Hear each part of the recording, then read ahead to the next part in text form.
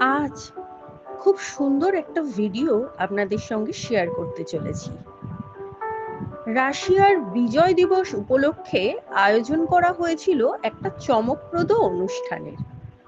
অনুষ্ঠানটা ছিল একটা আলোর ড্রোন শো।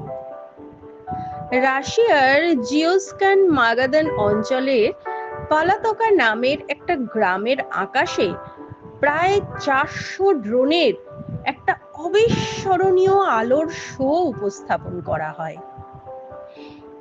এই ড্রোন শোটা এতটাই আকর্ষণীয়ভাবে সকলের জন্য উপভোগ্য করে তোলা হয়, যেটা বহুদিন সবার মনে থেকে যাবে।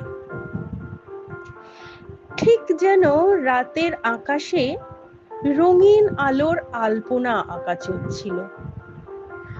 আমাদের দেশে যেমন দীপাবলির রাতে আতশবাজির ঝলকানি দেখা যায়, অনেকটা তেমনই, কি তাই না? আজকের ভিডিওটি আপনাদের কেমন লাগলো অবশ্যই কমেন্ট করে জানাবেন। এইরকম আরো নতুন নতুন ভিডিও দেখতে আমাদের পেজটি ফলো, লাইক এবং শেয়ার করতে ভুলবেন না। ধন্যবাদ।